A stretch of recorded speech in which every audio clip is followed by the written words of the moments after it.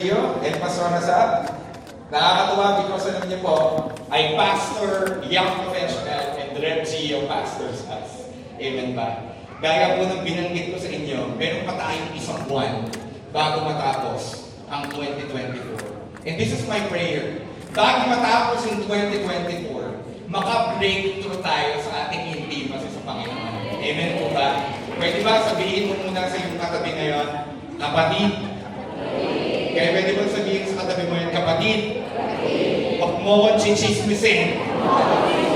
Huwag mo akong aabalahin. Alam mo, meron dito nag-travel, napakalayo. Meron tayo from Lukban, palapakan natin ang Diyos sa buhay nila. Meron tayo from Santa Cruz. Meron tayo from San Pedro. What else? What else sa lugar? Meron tayo from Mindoro, Tawidagan, para lang kumaten tonight. Praise be to God. At ang title po ng i-share ko sa inyo ngayong gabing ito is Faithful Love.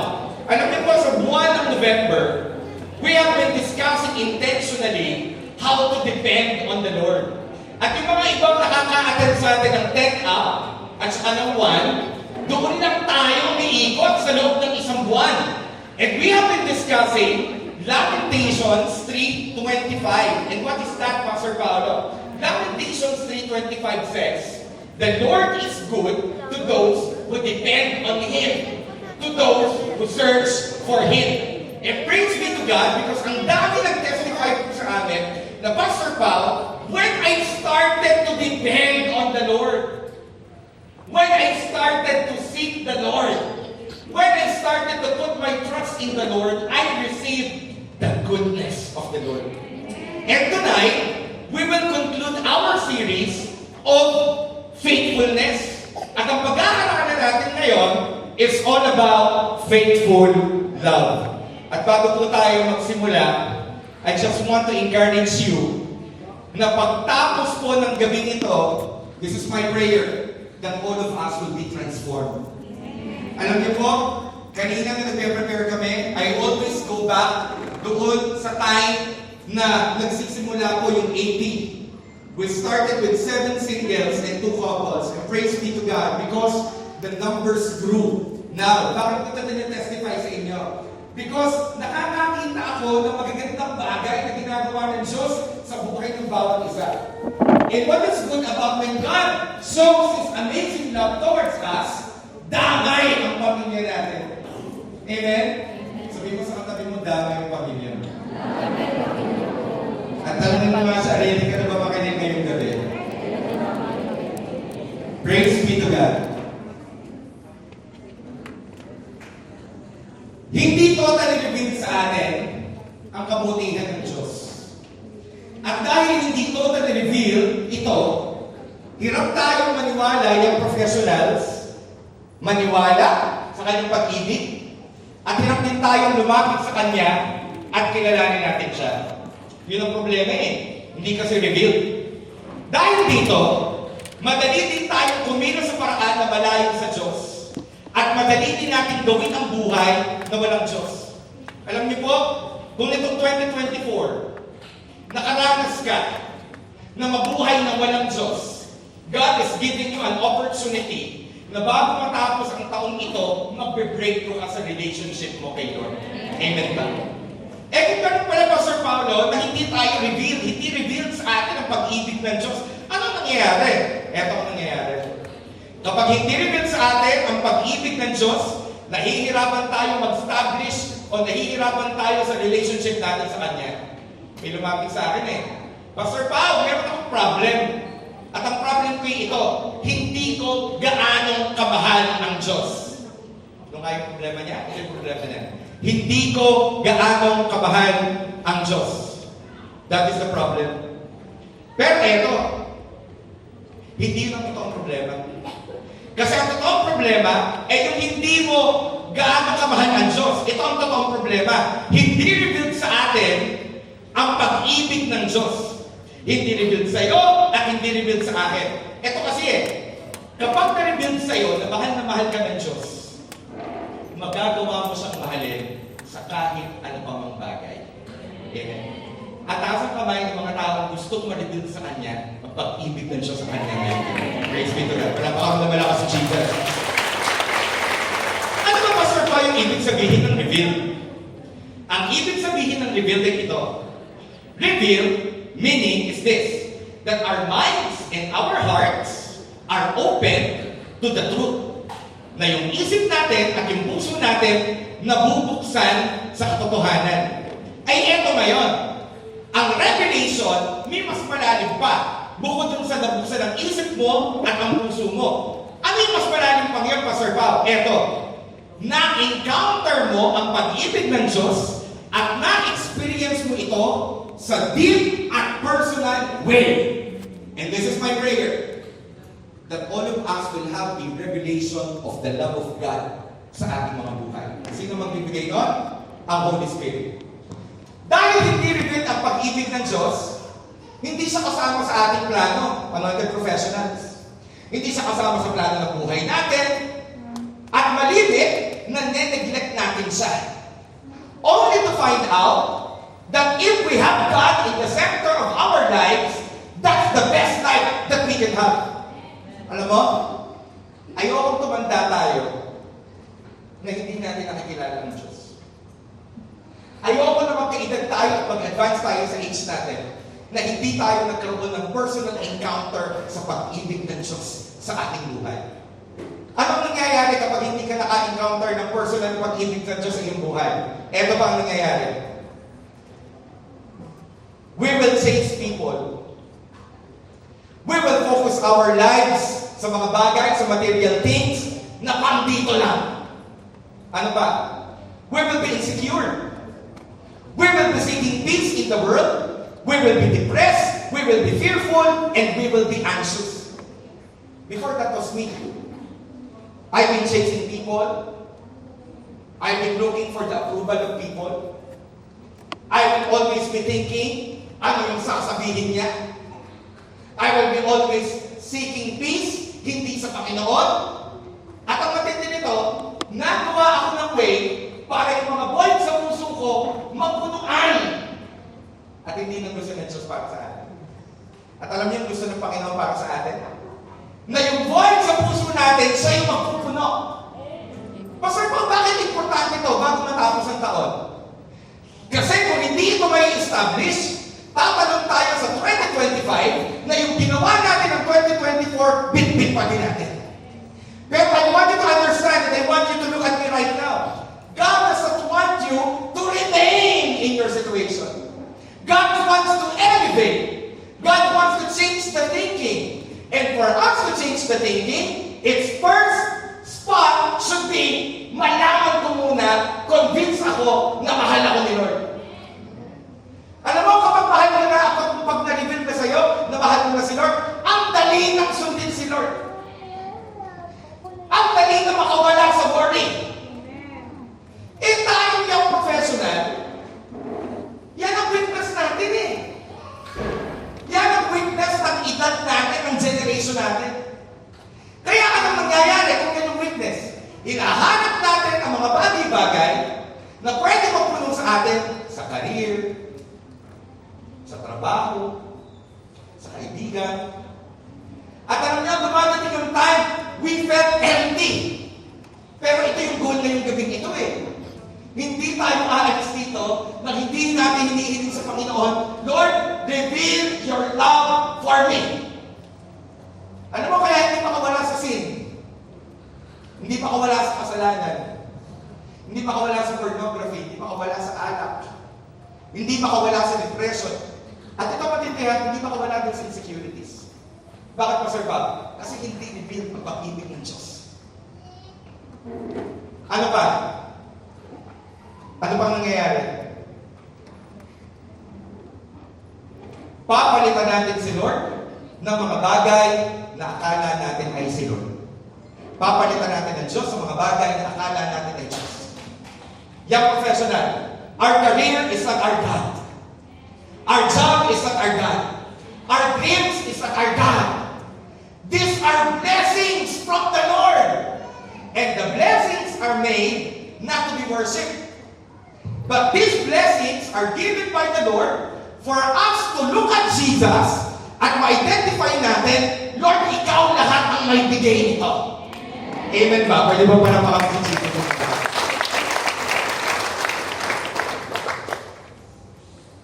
Relasyon ang gusto sa atin ng Panginoon.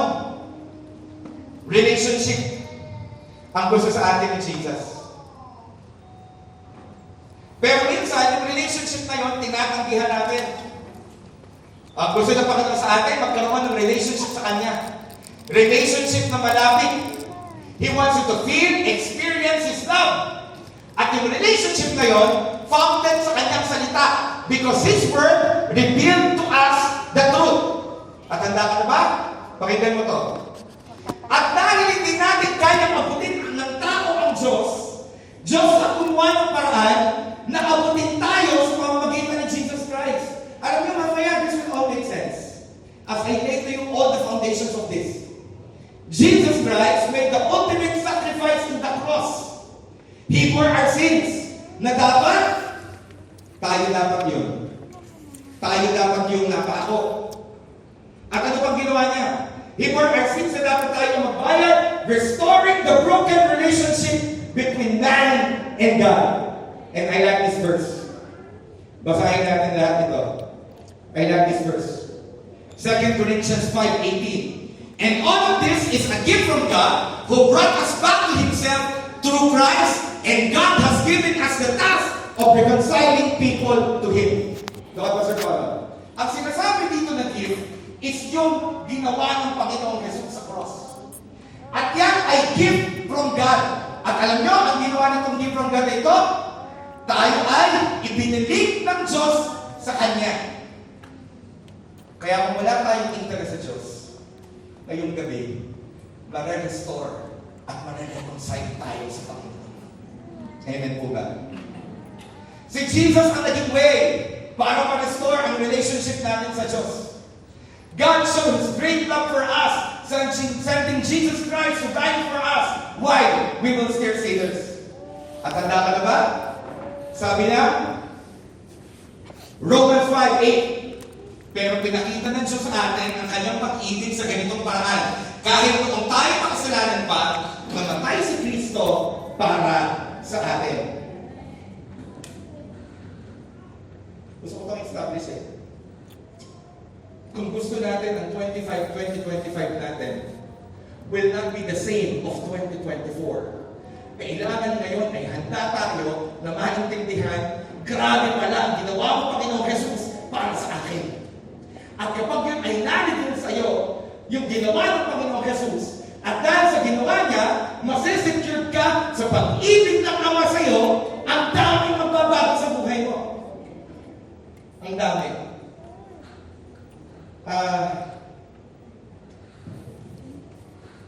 It was college when I became suicidal. Sobrang galit na galit ako sa tatay ko. Dumating ng time, sa sobrang pag-aaway namin ng aming ama, sasasakin ko siya sa likod ng gunting na matalas. Sa sobrang galit ko nun, ang plan ko, sasasakin ko siya, at pagkatapos nun, kapag nasasa ko siya, dahil ako yung magpapakamatay na. And I remember that time, I was so decided to commit suicide, and there is a voice, a still voice, don't do it. Pero nung time na yun, hindi ko makilala ang Panginoong Jesus. Ang kilala ko, yung malalaking problema na kinahanap ko.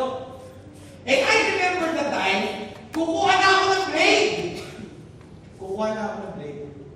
At nung maglalaslas na ako, biglang, may pumalong sa akin, naku, mamamatay ka ng ganyan, pangit naman, dadaanin yung dugo. Sabi ko, ano? Matagal naman ako sa boses. O ano, wag na lang ito. Magbibigti na lang ako. Gumawa ka ng lubid. Ako naman tao na sa bahay. Pumunta ako doon sa may bintana. Pagkatapos, gagawin ko na yung lubid. Tapos parang, sige, hako na yung sarili ko. May magsalita ulit. Ang pangit ako, kung pakamatay ka, lawit yung dila. Oo nga, no? Parang, sige nga, hindi na ako dito yung gagawin ko.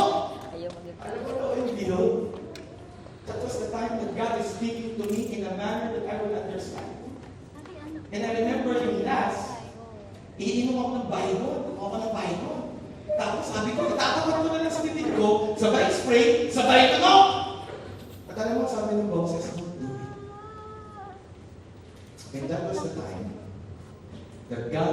introducing himself to me. Alam mo ito yung problema eh. Dumadating tayo yung professionals at i-discuss natin sa loob ng isang buwan yung mga pressures na bit-bit natin na napakalalaki, na napakabigat ang minsan ginagawa namin Diyos. Pero hindi natin naisip at hindi natin nakita na mas greater ang kayang gawin ng Panginoong Jesus. Amen po ba? At sino yung gusto na ngayong gawin ito? You are making a decision. Lord Jesus, reveal to me your love tonight because that is all what I need. Amen po ba? Pwede ba natin para sa Panginoon?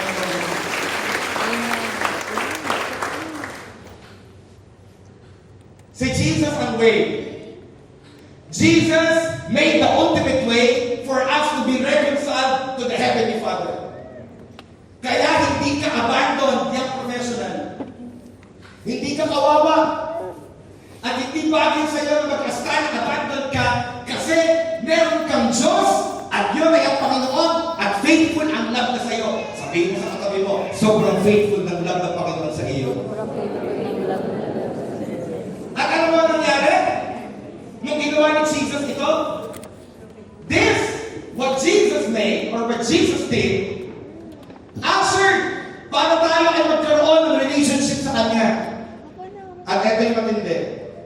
When Jesus died in the cross, yun ang naging way para ma-restore ang relationship natin sa Heavenly Father. At ito ang maganda.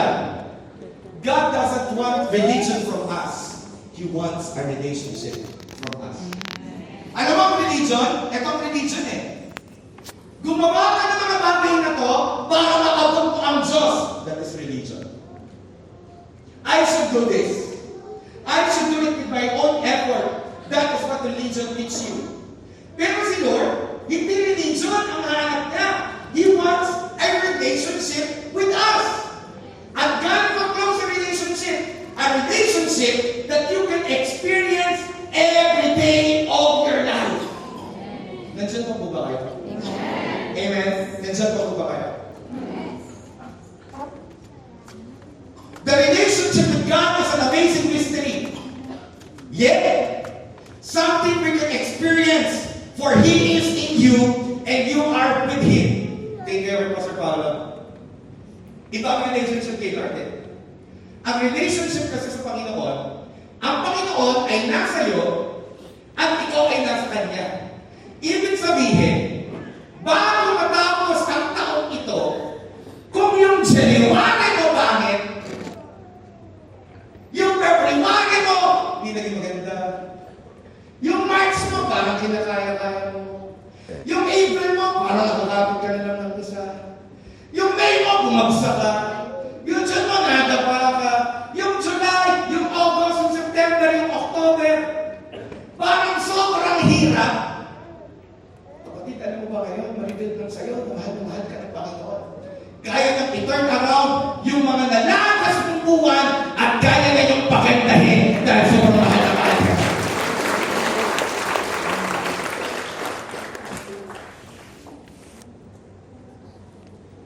May nakita akong verse sa Bible eh, na nagpakita na yung may relationship kay God, yung may spirit niya, grabe ang nangyari sa kanyang buhay.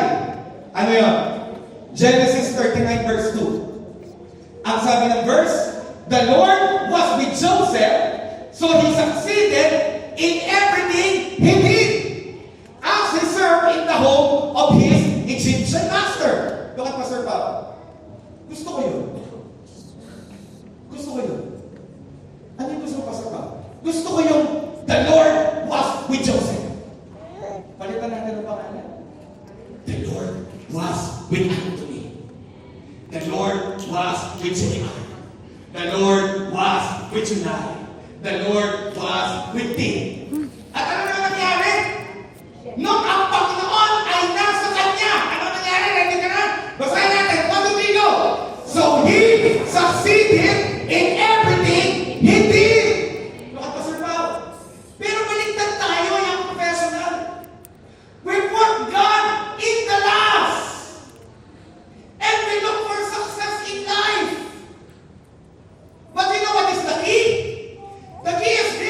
If you want true success in your life, you should know the faithful love of God, because kapag revealed sa'yo ang faithful love ni Lord, malalaman mo, pwede ang buhay mo, the Lord was with you. Alam nyo, I don't know about you, pero iniiyak ko yun. Alam mo kagabi, nagpe-prepare ako ng message, naatun ako sa salas namin, si Ate Ruti, nagtitikot ng damit sa aming kwarto, and I was literally crying. At alam mo, sabi ko kay Lord, Lord, I want this. I want my life to be. The Lord was with Paulo, and he succeeded in everything he did. Kapatid, gusto mo ng success? Isama mo si Lord. Hindi sa bombero, hahanapin mo siya pag may sunog. Pag may problema. Amen? Alam mo, nagpipray kami ni Ate Ruti, kami mag-asawa. Alam mo bakit tayo nag-gather ng ganito? Bakit namin kayo ini-invite? It's because we want you to experience that God is able to do things na hindi mo akalain pwedeng gawin ng Lord sa buhay mo. Alam mo, nagpapasalamat ako sa Lord eh. Malapit na po namin yung mga tiga Anytime Fitness. Hindi ba natin makapakan ng Lord sa buhay nila? Dito po yung mga namin. Sabi nga sa akin yung isa kong minagsabi kasi na sa akin English dito. Sabi ko, Sir Pao, baka maya-maya yung buong gym nandito na sa church. You know what? Why we keep on inviting you? It's because for one purpose. What is the purpose? We want you to experience what we are experiencing in God, at para din sa ating lahat na nandito ngayon, na gusto kong sabihin sa'yo, hindi pa tapos si Lord sa 2024 mo.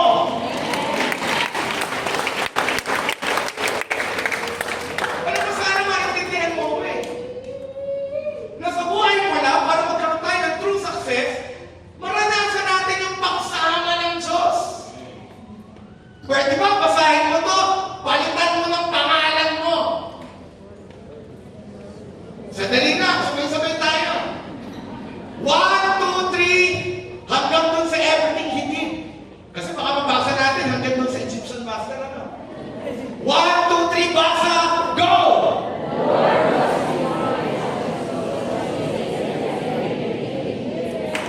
Palitan natin sa Jesus. Pag lumalapit ka kay Lord, you gain and you lose. Ano po, Sir Pao? Pakiulit ang statement mo. Pag nagiging malapit ka kay Lord, you gain and you lose. Sandali pa, Sir Pao. Parang tataas ko ng kilay doon na. Bakit we lose? Kapag napapalapit tayo kay Lord, eto, nung napalapit ako kay Lord, I lose my anger. I lose my insecurity. Alam mo, nabibiro ako ng Gio. Si Gio, pag nagpipreach, nasasabi niya talaga totoo naman eh. Pogi ako. Tama? Tignan niyo nga si Gio, kung pogi na, pogi talaga. Sabi ko kay Ate Ruti, alam mo, mahal, ako na-pray nagkahingi ako ng confidence sa ganun din. Napaka may nag-preach ni masasabi ko yan. Pero eto, nawala yung insecurities ko. Nawala yung hiya ko at yung insecurities ko na hindi na importante sa akin ang sinasabi ng iba. Okay lang. Kasi ang importante kung ano ang sinasabi ng Lord sa atin. Ano ba yung nawawala? Nawawala ang takot. Nawawala yung pangamba. Nandiyan pa din naman yung problema eh. Hindi naman nawawala yung problem eh.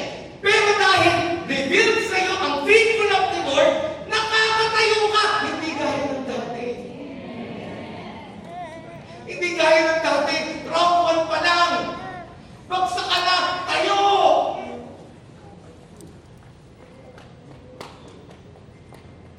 Alam mo, wala pa tayo sa main verse. Nasa intro pa lang. Tatapos ko kaya ito. Sabihin mo sa katabi mo, sobrang interesado si Lord sa buhay mo.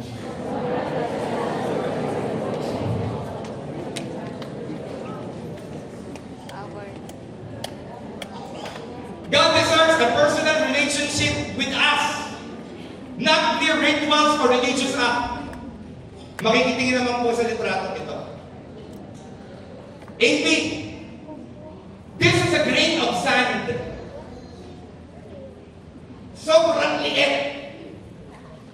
And this represents your time here on earth. That grain of sand. Yang ganyang kaliit na butil na buhangin, that represent your time here on earth. Compared to eternity. You are so worried about your present time here. You are so worried about paano ang bukas ko? Paano ang project ko? Mananalo ba ako? Paano ang karir ko? Ganyan lang siya kaliit kay Lord. At tayong young professional, we are the now generation. Kailan mo kailangan makilala at magkaroon ng revelation ng pag-ibig ng Diyos? Ngayon, hindi bukas. Dahil, pwede ka muna sa Jesus. Dahil ang time sa eternity ay kanyang kadami na kasama mo si Jesus. Tingnan kayo kay Pastor Bob. Para tayo mga wheat bread. Hindi na dilata, no? Taga-pray na. Para tayo wheat bread, sugar-free. May expiry. Alam mo, ang buhay natin parang tinapay. Ang pagkakaiba lang, wala tayong expiry sa kadiliran natin. Bawat nakita kami ni Makoy. Oy, Makoy, hello, kamusta ka na? Kung ang buhay natin may expiry, oy bro, 2 weeks na lang. Wala na. Tapos makita ni Makoy, oy, Pastor Pao, naku, malapit-lapit na yung expiry. Sabihin ko sa inyo lahat tayo mamamatay. Mabubuhay tayo 82 years, 86. Pinakamahaba ng 90, 100, sabi ng Bible, 120. Pero eto, yung time na yun, ito lang yun. Pero yung kasama mo si Lord, ganito siya kahaba. Pangwalang hanggan. Para ba si Jesus?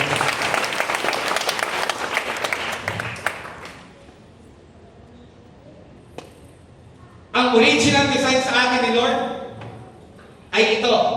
Magkaroon tayo ng intimate relationship with Him. And through Jesus Christ, binigyan niya tayo ng biyaya para maranasan yun. Sabi ko sa inyo, kailan, Pastor Paulo, kailangan natin maranasan yun? Bukas ba? Hindi. Ngayon. At habang may buhay ka, may pagkakataon, because listen to me, hindi sa habang buhay may panahon. At hindi habang may panahon, may pagkakataon. Meron akong kausap Sabi sa akin ng kausap ko, hindi, Pastor Pao, madami pa namang maaaring panahon pa. Alam mo, napaisip ako dun sa sinabi niya I contemplated. At alam mo, hindi yung katotohanan. Yung bukas, hindi assurance. Kaya kailan ka mag-respond kay God? It's not tomorrow, but today. Can I invite the keyboardist, please?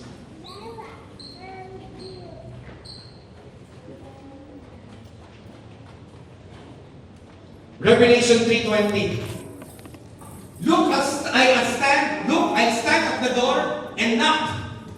If you hear my voice and open the door, I will come in and we will share a meal together as friends. Church, sobrang intimate ang relationship na gusto ng Panginoon sa iyo. Gano'n ka-intimate, Pastor Pa? Yung gano'n ka-intimate na, siya ay pupunta sa iyo para kaibigan, kakain kayo ng sabay. Alam mo, ang tindi nito?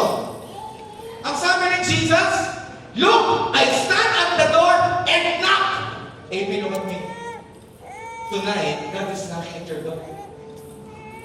God is telling you, you've been too far. Ang layo mo na sa akin. Balik ka. Amen. Sinasabi ng Panginoon, ito yung time. Alam mo,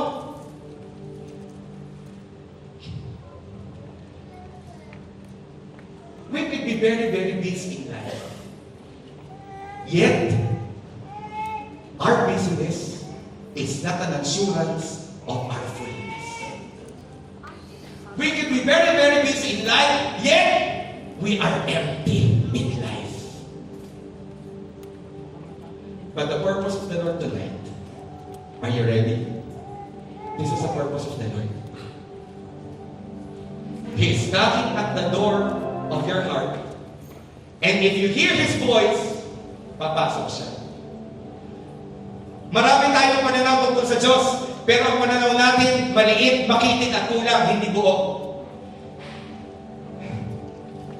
At ito ang dalangin ko. Mabuo ang pagkakakilala natin sa Diyos, maranasan natin ang kabutihan niya, at kapag naranasan natin ang pag-ibig niya, yung pag-ibig niya ang nagbubukas ng saradong puso at isip para makasunod sa atin tayo sa Kanya. For the longest time, way back then, I'm living a double life. Kilala ko si Lord, pero hindi naman talaga ako totally surrendered kay Lord. Sa buhay ko, will ko pa din ang nasusunod. And I am just maintaining a status na, oh Lord, kilala kita. Pero hindi ko mabibigay sa iyo lahat, Lord. May parte ng buhay ko na eto lang ang kaya kong ibigay at eto para sa akin. Alam mo, dumating ang time, napagod na ako. Napagod na ako sa makasalanang buhay. Napagod na ako sa double life. Alam mo, ayoko na ikwento yung mga ginagawa ko dati. Hindi pa ko kwento, ayoko nang balikan. Until one time, umattend ako ng gatherings doon. Ito pa matindi. Naglagay na si Lord ng mga tamang tao sa paligid ko. Meron akong kaibigang born again. Meron akong pastor na kaibigan. Minimit na ako. Kinakausap ako. Pero still, nandun pa din ako sa life na hindi totally surrendered. Until one time, I attended a gathering and the Lord spoke to me. And you know kung saan siya pag-usap? Sa puso. At sinabi niya, Pao, hanggang kailan ka makikipag-top of war sa akin? Hanggang kailan ka magiging reserve? Ano ko na naman ang pinagdaraanan mo? Give it to me. And you know what happened? I found myself crying on the floor and telling God, pagod na ako. Ayoko na. At alam mo, sabi sa akin ni Lord, kahit anong pilit mong magbago, hindi ka makakapagbago. You need me. You need me. And you know what happened? The Lord spoke to me. Papasukin ko ang buhay mo. Buksan mo lang. And you know what I did? Look, I stand at the door and knock. Meron akong part ng brain ko, ang tawag ko doon, skeleton in the closet. Yun yung pinakabulok. Pinakabulok. Pinakabulok, pinakapangit. Nandun sa. And then the Lord started to knock. Open that to me, Paul, and I will clean it for you because you cannot clean it by yourself.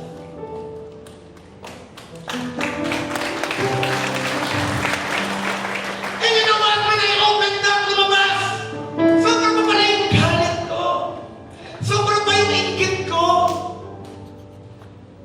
Sobra pa yung dumi ng puso ko, dumi ng utak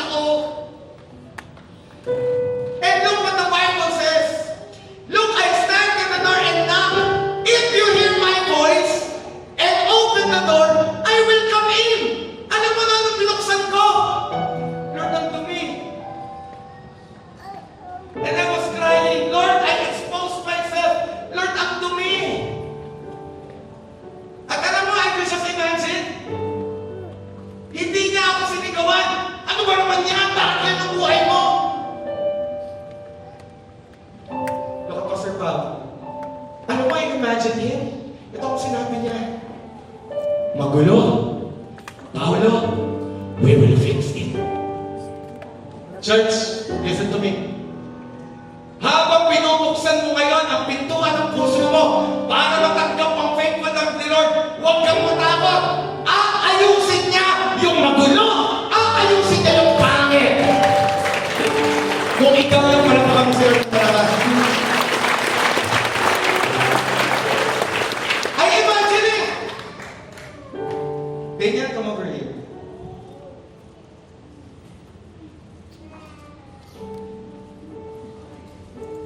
Daniel is God. And I'm the Christian. I am you. And God is nothing. Bakit nga ito? Kasi alam niya na ito yung magulo sa buhay natin. Pero habang hindi mo siya pinapapasok at sinasabi mo kay Lord, Lord, no! You will struggle. Whenever you resist God, nagpadala na siya ng kaibigan para i-encourage ka, nagpadala na siya ng tao, nakarinig ka ng word. Alam mo, ang isang araw lang, nagdadrive ako. Ang bumungad sa akin, Panginoong Jesus, kaibuti mo. Alam mo yung, nung time na yun, meron akong iniisip na kailangan kong solusyonan. Pagpasa ko ng ganyan doon sa truck, Panginoong Jesus, kaibuti mo. Wow, Lord, kinakausap mo ako kahit sa truck. And look at Pastor Paul right now. What mo hayaan matapos in 2024? Nagre-resist ka pa, why? Hindi siya galit. Ang sabi ni Lord, look, I stand at the door and knock. If you hear my voice, anong sinasabi niya? Anak, I will help you.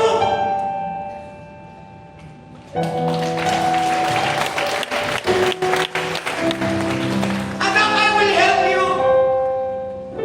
Ang iba sa atin hindi eh. Lord, hindi ka muna pwede. Lilinisin ko lang to. Hindi mo malilinis. Pag iisipin kaya mong linisin. Nakwento ko sa inyo, ganito ako sa tatay ko. Sasaksakin ko ang tatay ko. Ang kailangan lang pala, papasukin mo ako dyan sa pintuan ng puso mo, kung saan hirap na hirap ka sa relationship mo sa father mo, tutulungan kita. Alam mo, pinapasok ko. At alam mo ginawa ni Lord? Unti-unti inayos niya. At gusto ko yung testify sa inyo for the glory of God. Kami, na wala akong respeto sa tatay ko, galit na galit ako, papatayin ko, ngayong buhay, idinedate ko ang tatay ko at mahal ko ang tatay ko.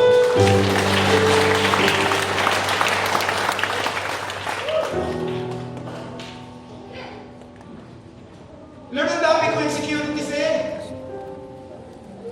Lord, ang dami kong pangit. Papasukin mo nga ako, aayusin natin. At pinapasok. At inayos ng Diyos. At yung pangit ay kanyang pinaganda. Bilang thank you. Look at me. Walang pa natin sa mga. This is my challenge. Huwag mo kaya ako matapos sa 2024 na hindi mo hinihiling kay Lord. Lord, ikaw na maging muna. Lord, ayaw kong tumalon yung 2025. Kapareho pa din ako ng taong ito. Lord, ayaw ko na. Lord, gusto ko ikaw na. Gusto mo magtagumpay? Gusto mo magtagumpay? Dito ko tatapusin. At babalikan ko yung verse. Let me go back to that verse. At dito natin tatapusin. Genesis 39 verse 2. The Lord was with Joseph, so he succeeded in everything he did as he served in the home of his Egyptian master. But listen carefully. The Lord was with Joseph. I don't know about you, but this is my prayer. I might not have the influence of other people. Hindi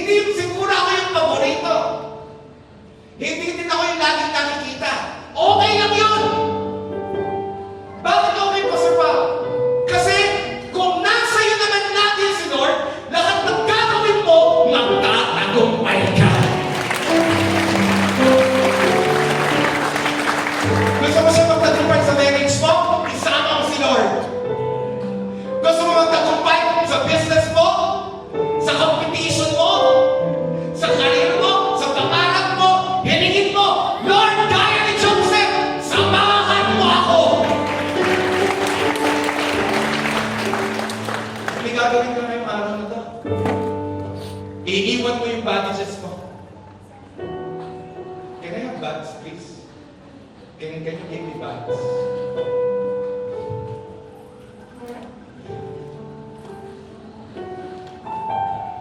Thank you for lending me your bags. Can I have more bags, please? Bebenta na ako. Can I have more bags, please?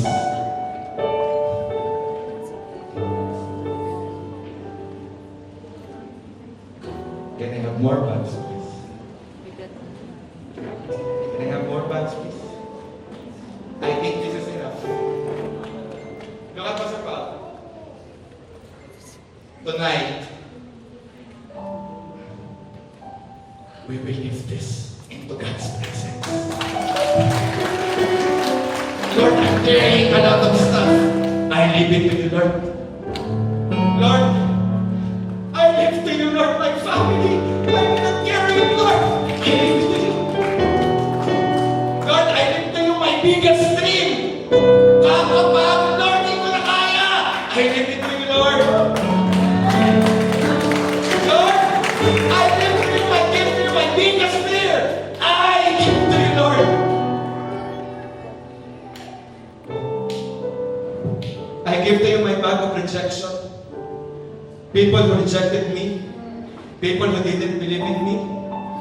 People who abused me. People who didn't trust me. Lord, I live it.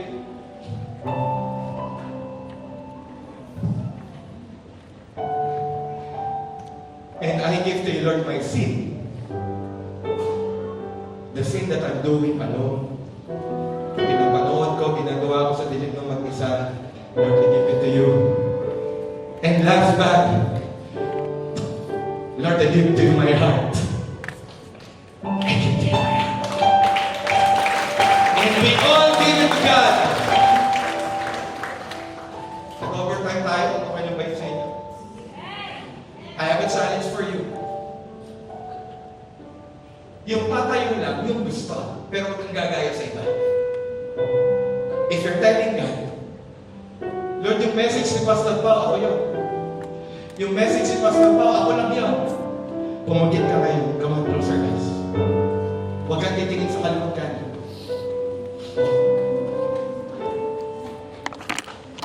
And you're telling God, Lord, I want something new before the year ends, Lord. I want to surrender my life to you. I want to surrender to you my motive, my mind, my heart, my problem. I surrender to you, Lord God. At kung ikaw yun, na-encourage kita na tumayo ka. Pero tatayo ka lang kung gusto mo na kiluksan ka ni Lord.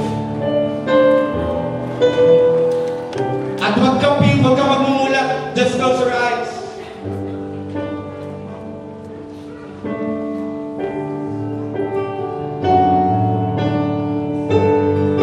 If you want God, if you're telling God, Lord, before the year ends, let me experience your faithful love.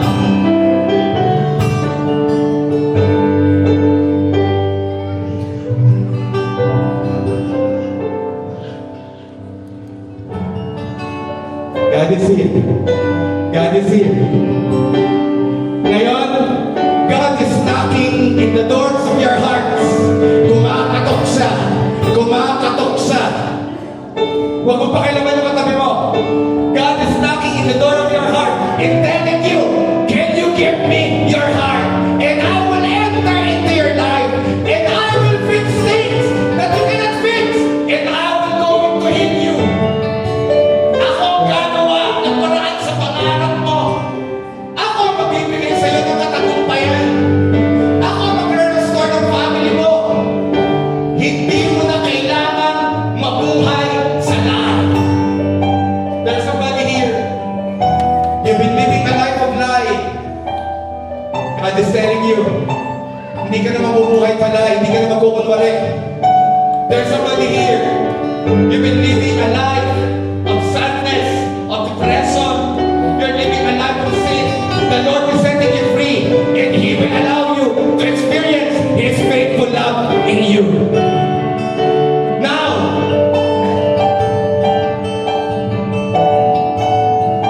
kung ready kang tanggapin ng Panginoong Jesus sa buhay mo, itaas mo yung kamay mo. Huwag kang mahiya. Kasabihin mo itong panalangin ito, Panginoong Jesus, ikaw ang gusto ko sa buhay ko. Lumalapit ako sa iyo. Patawarin mo ako sa mga pagkukulang ko, sa kahinaan ko, sa kasalanan ko. Patawarin mo ako, O Diyos. Pumasok ka ngayon sa buhay ko. Tinatanggap kita ngayon bilang aking Savior, bilang aking Panginoon. At ngayong oras ito, maghahari ka sa buhay ko. Now, young professionals, ready? Sabihin mo ngayon kay Lord ang gusto mong mangyari sa buhay mo. Come on, talk to Him. Come on, talk to Him. Come on, talk to Him. God will be restoring families. Come on, talk to Him. God will be restoring families, dreams, your health. Come on, talk to Him. Talk to Him. Talk to Him. And at the count of 5, God will be breaking chains in your lives. Are you ready, church? Are you ready? 1. Inaalis ng Diyos ang lahat ng taligala sa buhay mo.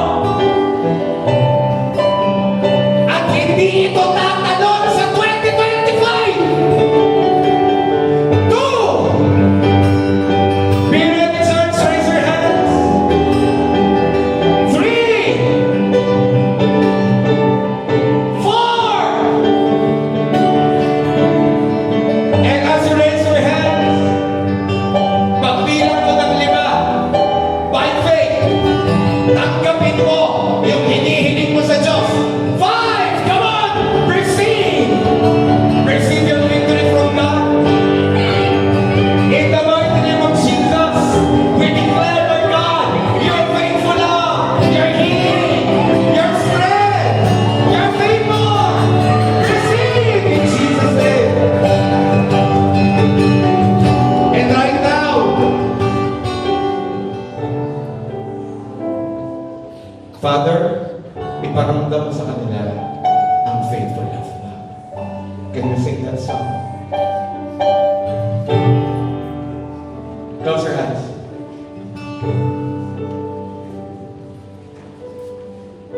Hindi pa tapos yun.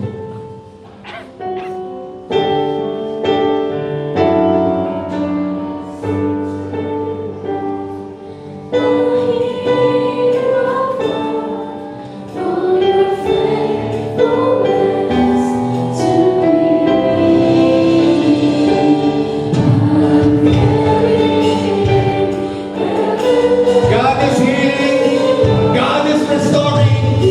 God is making new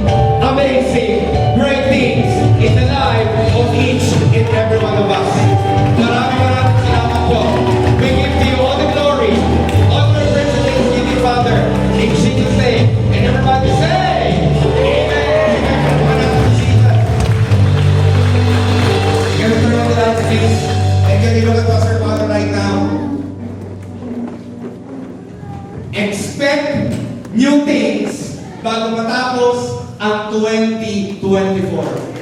Amen? Palapakan natin si Jesus. And expect greater things sa 2025. Ngayon, pwede ba, bago ka talaga totally mo po, humanap ka ng tatlong partner at sabihin mo, may